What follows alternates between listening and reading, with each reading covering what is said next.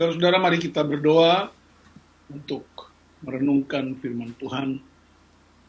Ya Bapa, malam ini kami diingatkan malam sebelum salib itu, malam perjuangan, malam pergumulan Kristus bagi dunia dan segala isinya. Kami rindu Tuhan, diingatkan kembali, diteguhkan kembali, bahkan ditegur, supaya kami sungguh-sungguh mengerti, mengalami, memahami betapa tinggi, dalam, panjang, dan lebar kasih Allah itu. Rapi hamba-Mu, kuduskan hamba-Mu, sucikan hamba-Mu untuk menyampaikan firman, dan jadikan umat-Mu ini sebagai bukti bahwa kasih-Mu menjadi nyata. Jamah setiap hati dan pikiran kami untuk fokus pada kuasa kebenaran. Di dalam nama Tuhan Yesus Kristus. Haleluya. Amin. Mari kita buka Alkitab kita, Yohanes pasal 13, ayat 1 sampai 17. Bagian ini ditetapkan oleh Sinode untuk direnungkan seluruh jemaat. Yohanes 13 ayat sampai 17, demikian firman Tuhan. Sementara itu sebelum hari raya Paskah mulai, Yesus telah tahu bahwa saatnya sudah tiba untuk beralih dari dunia ini kepada Bapa. Sama seperti Ia senantiasa mengasihi murid-muridnya, demikianlah sekarang Ia mengasihi mereka sampai kepada kesudahannya. Mereka sedang makan bersama, dan iblis telah membisikkan rencana dalam hati Yudas Iskariot, anak Simon, untuk mengkhianati Dia. Yesus tahu bahwa Bapanya telah menyerahkan segala sesuatu kepadanya, dan bahwa Ia datang dari Allah dan kembali kepada Allah. Lalu bangunlah Yesus dan menanggalkan jubahnya. Ia mengambil sehelai kain lenan dan mengikatkannya pada pinggangnya. Kemudian Ia menuangkan air ke dalam sebuah basi dan mulai membasuh kaki murid-muridnya, lalu menyekanya dengan kain yang terikat pada pinggangnya itu. Maka sampailah Ia kepada Simon Petrus. Kata Petrus kepadanya, "Tuhan, Engkau hendak membasuh kakiku?" Jawab Yesus kepadanya, "Apa yang kuperbuat engkau tidak tahu sekarang, tetapi engkau akan mengertinya kelak." Kata Petrus kepadanya, "Engkau tidak akan membasuh kakiku sampai selama-lamanya." Jawab Yesus, "Jika aku tidak membasuh engkau, engkau tidak mendapat bagian dalam aku." Kata Simon Petrus kepadanya, "Tuhan, jangan hanya kakiku saja, tetapi juga tangan dan kepalaku." Kata Yesus kepadanya, "Barang siapa telah mandi, ia tidak usah membasuh diri lagi selain membasuh kakinya, karena ia sudah bersih seluruhnya. Juga kamu sudah bersih, hanya tidak semua.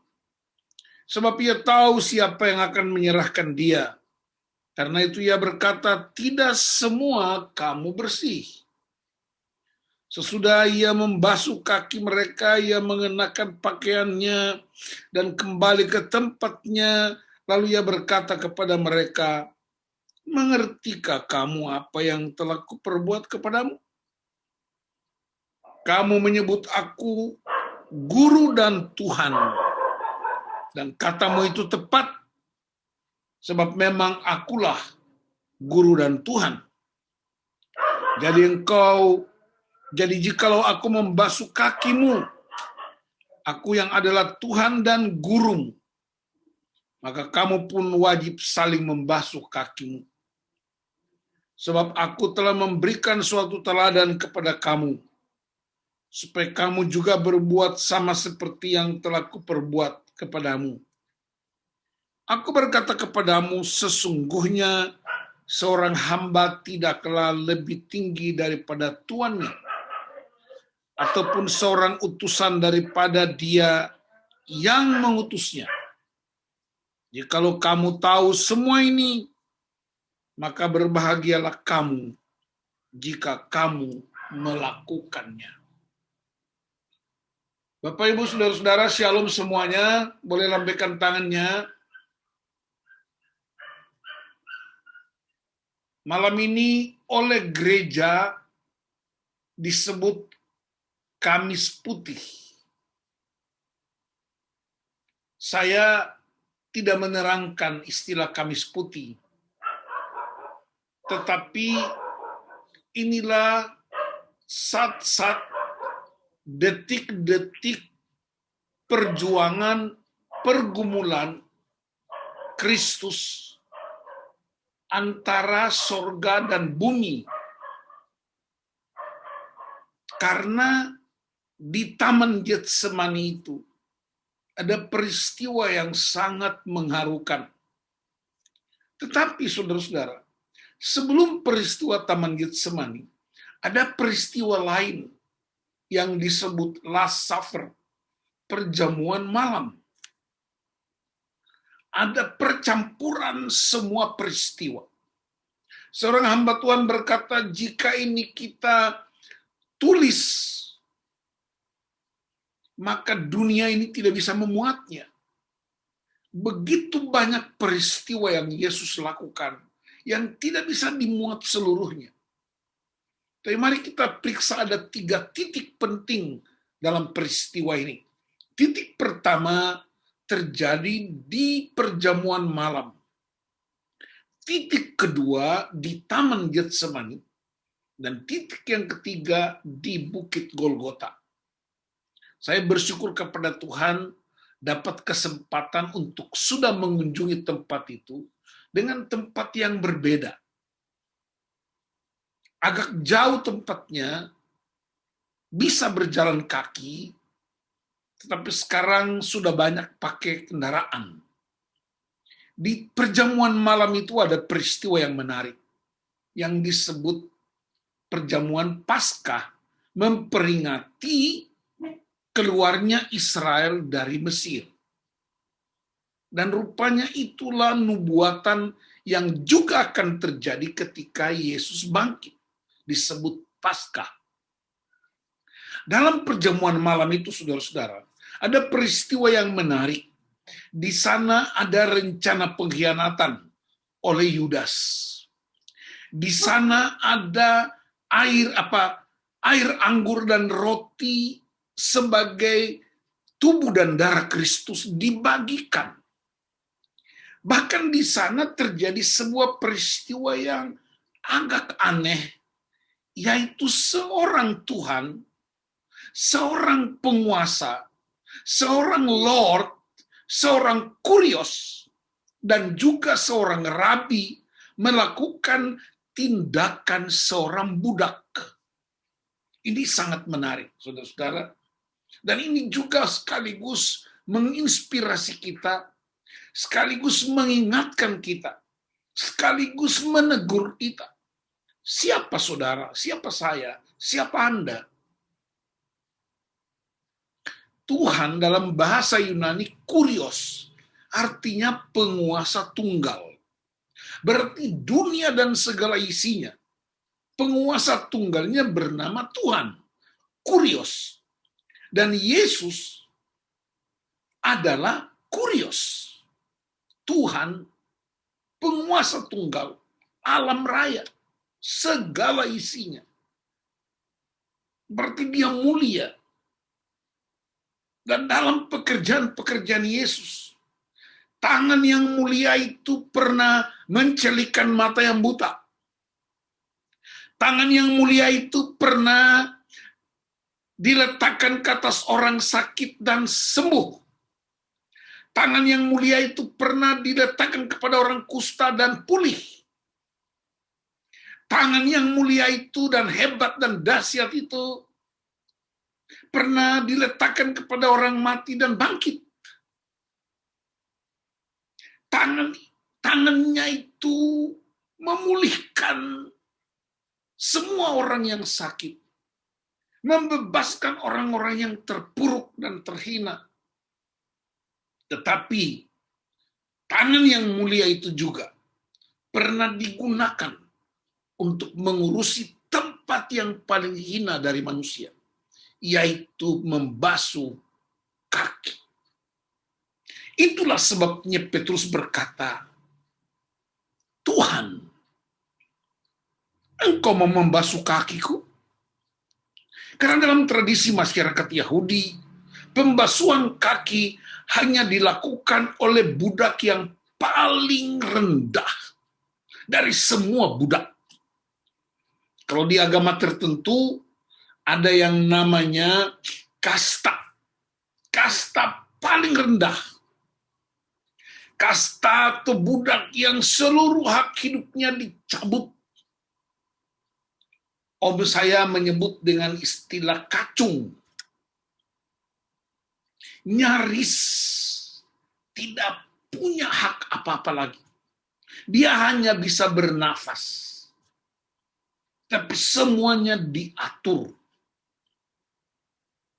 Dan itulah sebabnya Petrus dengan tegas berkata, Tuhan, Engkau mau membasuh kakiku?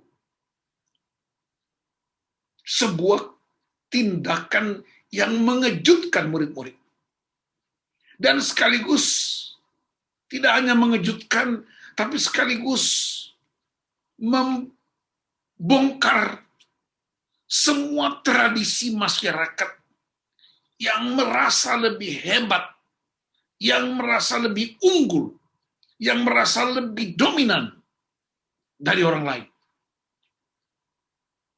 Saya pernah cerita ketika kami melayani sebuah retreat pasangan suami istri di sebuah desa di daerah Indonesia Timur. Semua orang sudah berlutut membasuh kaki istrinya. Tapi ada seorang pemimpin yang oleh masyarakat dia disebut sebagai bapak tua. Karena dia raja menurut budaya itu, dan dia juga seorang pemimpin daerah. Semua orang sudah berlutut membasuh kaki istri, dan banyak wanita sudah mulai menangis. Tapi pria ini tetap berdiri. Lalu istrinya menatap wajahnya dan berkata, Pak, lakukan. Dia tidak mau lakukan. Kemudian saya mendekati dia dan saya bertanya, kenapa Bapak tidak mau lakukan? Dia bisikan ke saya, Pak Pendeta, saya ini raja di negeri ini. Saya ini bupati. Apa kata rakyat saya kalau saya harus tunduk membasuh kaki seorang wanita, sekalipun dia adalah istriku? Tiba-tiba saya dapat hikmat dari Tuhan. Saya bilang, yang suruh Anda bukan saya. Yang suruh Anda lakukan, itu raja di atas segala raja. Kamu hanya raja segelintir orang. Dan kamu tidak pernah mati buat mereka. Tapi Yesus adalah Tuhan dan Juru Selamat. Dia mati buat Anda. Dan tiba-tiba pria itu berlutut. Dia begitu membasuh kaki istrinya. Istrinya mulai nangis. Dan satu gereja, bahkan masyarakat yang menonton peristiwa itu, ikut menangis. Dan justru malah pemimpin ini semakin dihormati di negeri itu. Saudara-saudara, Yesus Tuhan dan Juru Selamat. Lord, penguasa tunggal. Dia lakukan itu untuk memporak-porandakan semua tradisi, kebanggaan-kebanggaan suku, kebanggaan-kebanggaan jabatan, kebanggaan-kebanggaan intelektual, prestise, semuanya gugur karena ada seorang penguasa tunggal yang bersedia melakukan tindakan seorang budak. Yang kedua, peristiwa pembasuhan kaki menunjukkan betapa dalamnya kasih Kristus buat murid-murid. Saya melihat di layar kita ada begitu banyak wanita yang pernah melahirkan bayi. Dan Anda punya pengalaman bagaimana begitu merasa sakitnya melahirkan itu. Tetapi serentak setelah Anda melahirkan, Anda begitu berbahagia. Karena peristiwa krisis itu sudah lewat. Betapa cintanya seorang wanita yang dalam saat-saat yang paling menegangkan, dia mempertaruhkan nyawanya untuk kelahiran seorang bayi yang dia tidak tahu kelak bayi itu ketika menjadi dewasa akan menyusahkan dia, akan menolak dia, akan membuang dia. Dan berapa banyak anak-anak muda yang menyingkirkan orang tuanya, yang menyingkirkan ibunya, menghina ibunya. Sehingga saya sering kali bercanda, seandainya ibumu tahu bahwa kamu akan nakal semacam ini, mestinya waktu itu dia jepit kepalamu pada waktu engkau lahir, supaya engkau mati. Tapi begitu cinta yang dalam itu terjadi, sehingga wanita itu bersedia untuk mengorbankan, bahkan mempertaruhkan nyawanya untuk kelahiran bayi itu. Itulah kasih. Tetapi kasih kita itu bersiar. Kasih yang bisa berubah ketika bayi itu sudah menjadi semakin besar dan dewasa. Kasih kita bisa berubah. Karena ekspektasi kita terhadap bayi yang sudah besar itu tidak lagi tergenapi seperti harapan kita. Saya mau beritahu saudara-saudara, sekalipun dia tahu Yudas mengkhianati dia, sekalipun dia tahu Yudas mau menjual dia, dia tetap membasuh kaki Yudas. Dia tetap meletakkan roti di mulut Yudas. Dan itulah kasih yang tidak bisa dilukiskan dengan kata-kata semanis apapun. Kecuali hanya bisa menikmati dan memahaminya. Ketika dia sampai di Petrus, Petrus bikin sebuah pernyataan yang sangat menegangkan. Tuhan. Dan itulah kasih yang tidak sekedar diucapkan, tapi kasih yang dipraktekkan. Yesus mengasihi murid-muridnya, sekalipun mereka belum sempurna, dan bahkan di antara mereka ada yang beberapa menit lagi akan mengkhianati dia. Yang ketiga, saudara-saudara, Yesus sedang memberikan contoh apa yang dimaksud dengan kerendahan hati. Karena itu dia disebut guru atau rabi. Dalam tradisi masyarakat Yahudi, rabi atau guru itu menempati posisi yang paling tinggi dan mulia. Dan rabi-rabi itu punya murid-murid. Kemanapun mereka pergi, semakin banyak murid mereka semakin top. Tetapi rabi-rabi itu dihormati. Rabi-rabi itu menempati tempat utama. Rabi-rabi itu dilayani. Rabi-rabi itu tidak boleh memegang sesuatu yang kotor dan najis. Tetapi rabi yang satu ini agak beda. Dia mengambil basi, menurut terjemahan ini.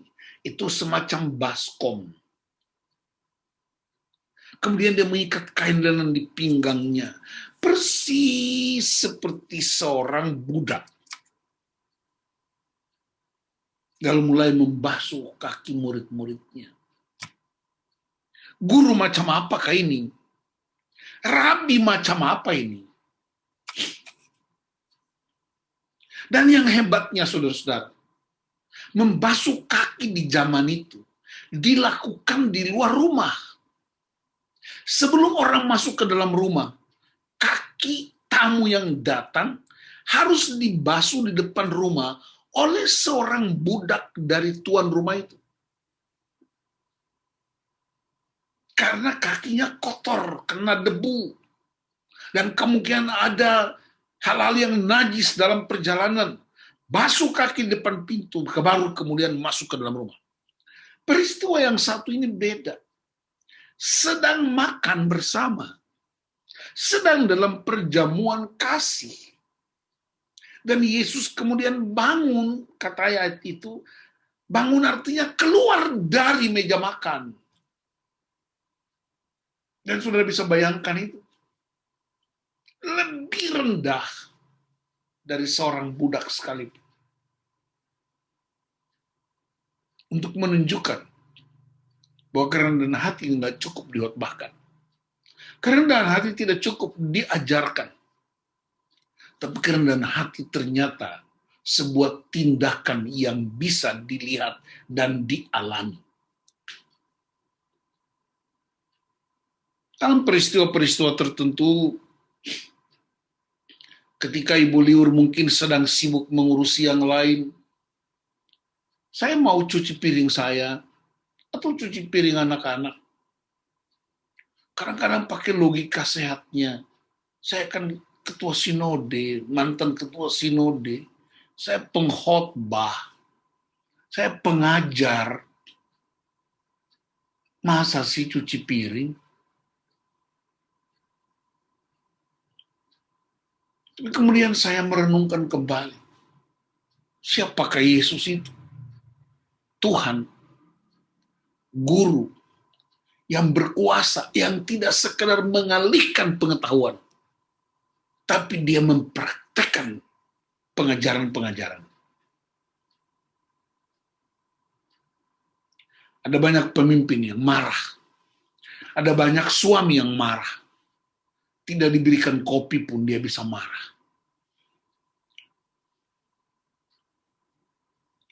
Terlambat siapkan makan pun dia bisa marah. Padahal sebenarnya dia bisa lakukan. Dan itu dulu pekerjaan. Salah satu kebiasaan saya. Marah kalau makanannya terlambat. Marah kalau air panasnya belum siap. Padahal sebenarnya saya tidak melakukan apa-apa saat itu. Sementara saya pengkhotbah tentang Yesus yang dahsyat itu.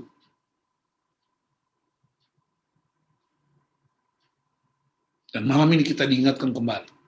Siapakah Anda? Yang keempat, saudara-saudara. Pembasuhan kaki adalah tanda pembasuhan rohani. Kamu sudah bersih, tapi belum seluruhnya. Mungkin logika kita bersih. Cara berpikir kita bersih. Perkataan kita mungkin bersih. Tindakan kita mungkin bersih. Kita bisa bikin urut-urutannya. Tapi periksa jangan-jangan rohani kita nggak bersih. Jangan-jangan spiritual kita nggak bersih.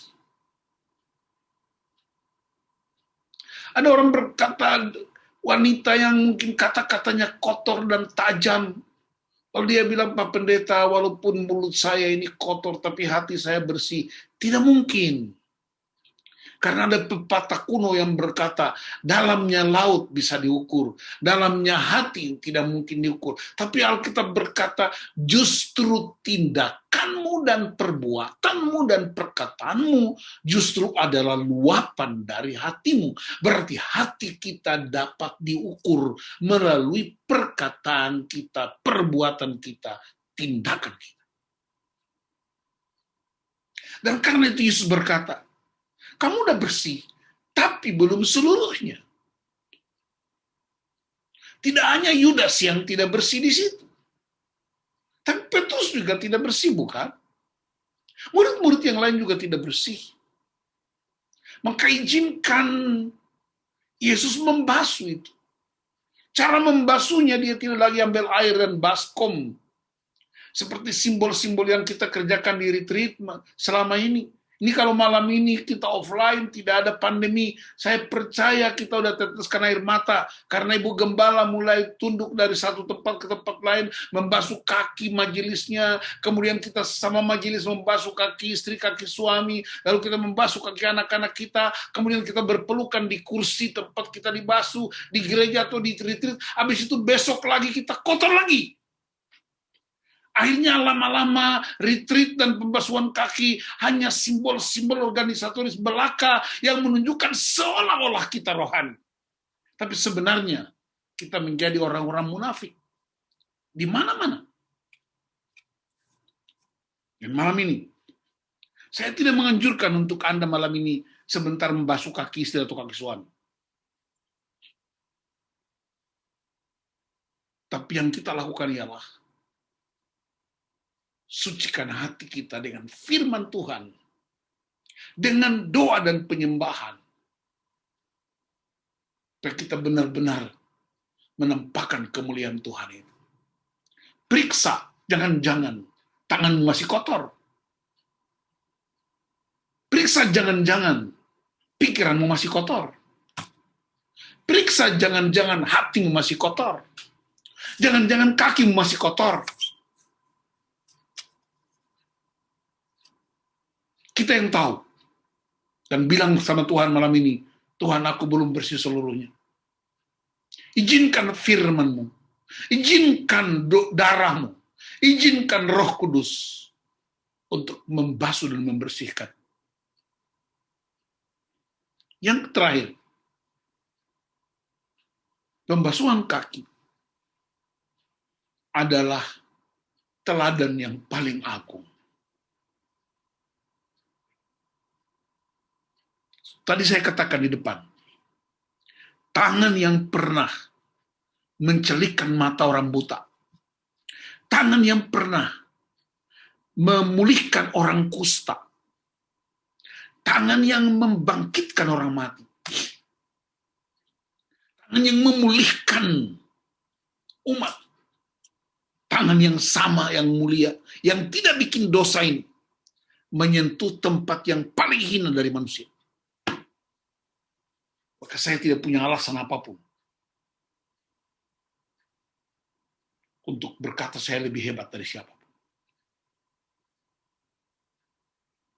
Teladan itu tidak bisa dihotbahkan, hanya bisa dipraktekkan.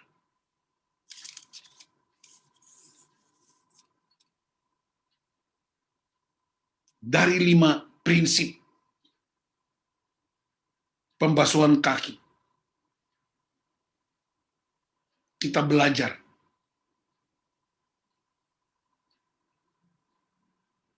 pertama, Dia Tuhan, Dia Guru, Dia penguasa tunggal, Dia pengajar, pemberi arah, Dia mengambil bagian yang paling rendah. Maka malam ini saya tantang Bapak Ibu, gengsi macam apa lagi yang mau kita tetap pertahankan? Kehebatan macam apa yang masih tetap kita pertahankan?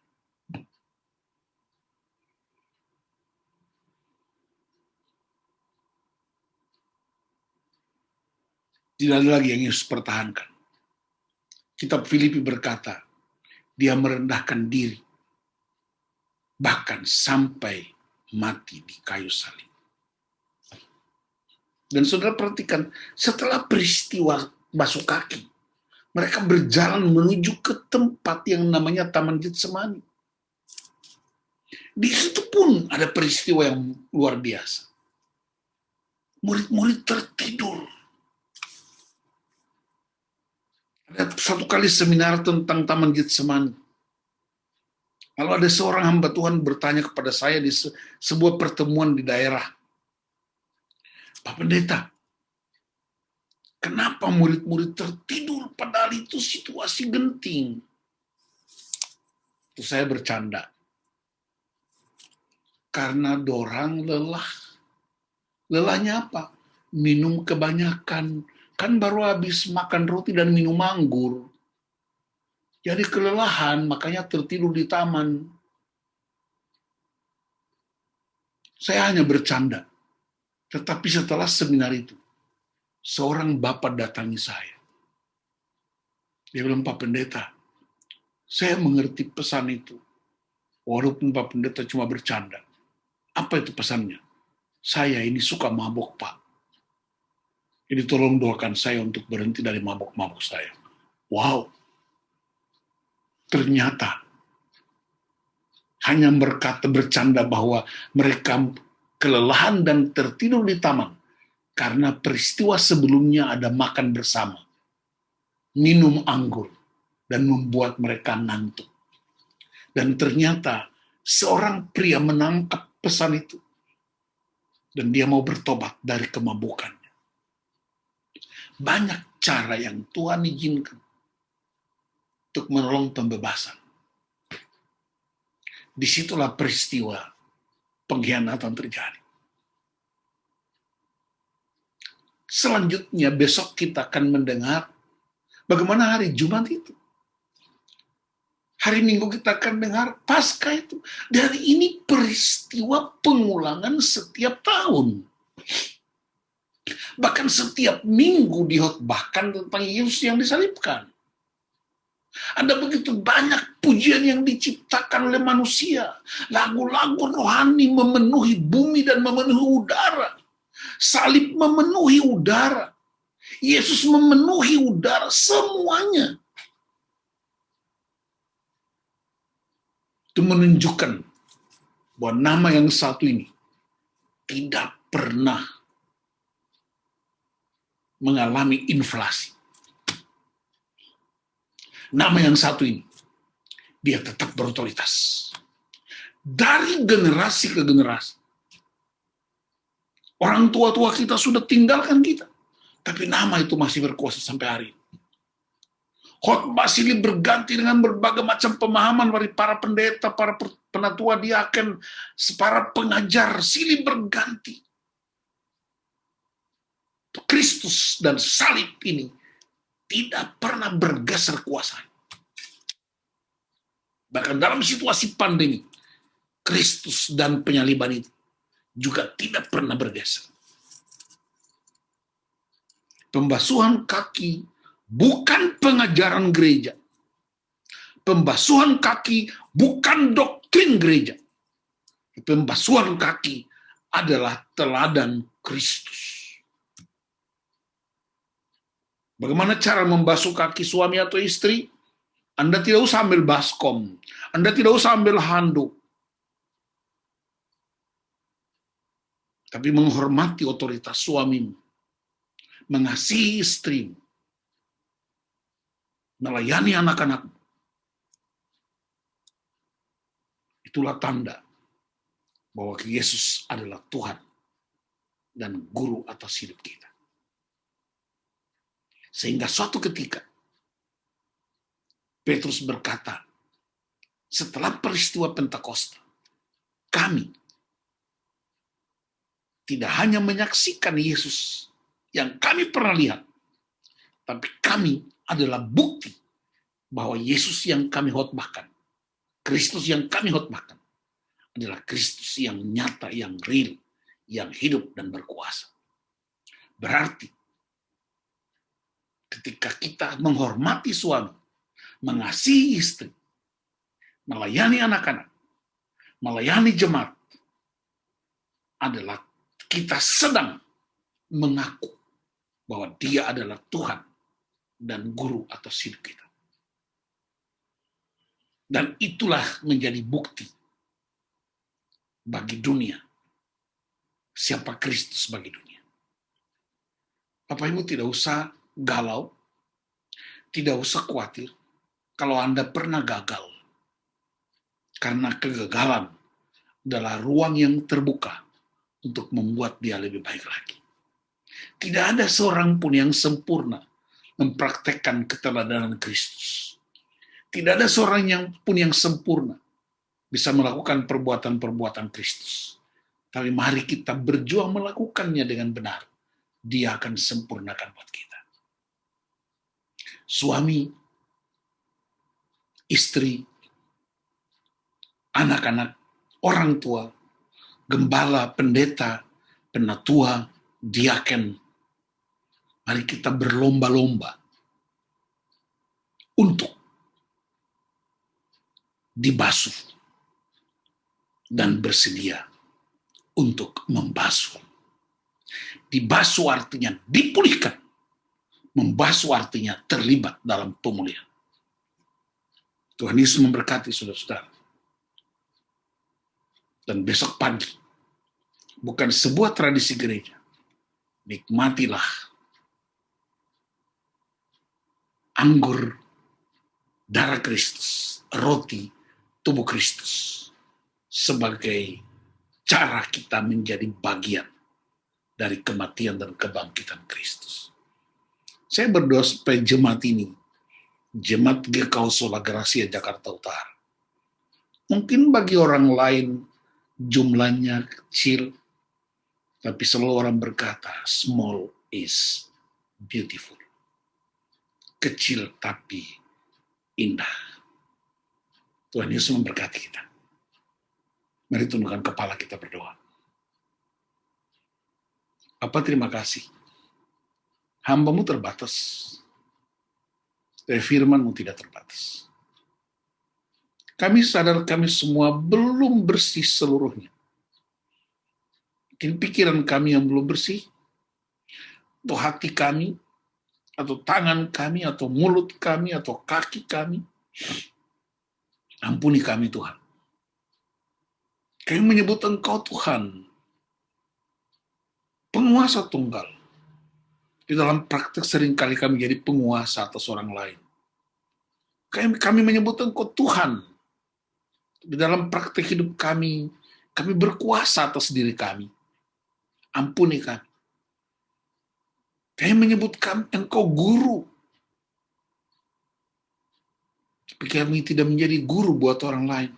Tapi justru kami menggurui orang lain. Ampuni kami. Dan tolong kami untuk juga menjadi teladan. Sebagai tanda bahwa kami mengasihi Engkau. Ampuni kami para suami yang belum sungguh-sungguh mempraktekkan keteladanan Kristus. Ampuni kami para istri yang belum sungguh-sungguh mempraktekkan gaya hidup Kristus.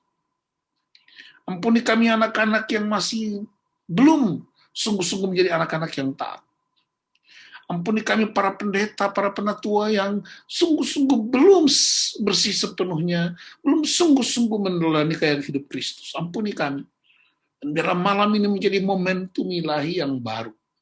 Tidak sekedar memperingati Kamis Putih, tidak sekedar memperingati peristiwa Getsemani, tidak sekedar memperingati Last Supper, tapi kami sungguh-sungguh menemukan ada jalan keluar yang baru dari Tuhan. Dan selalu up to date. Kami sungguh-sungguh mempraktekannya sebagai cara kami mengasihi Tuhan. Terima kasih Tuhan atas kasih-Mu. Terima kasih atas keteladanan-Mu. Terima kasih atas kerelaan-Mu untuk menjadi seorang hamba. Terima kasih untuk tindakan membasuh kami. Terpujilah Engkau Bapa. Ini kami, anak-anak-Mu. Dalam nama Tuhan Yesus Kristus. Tuhan dan Guru atas hidup kami. Amin.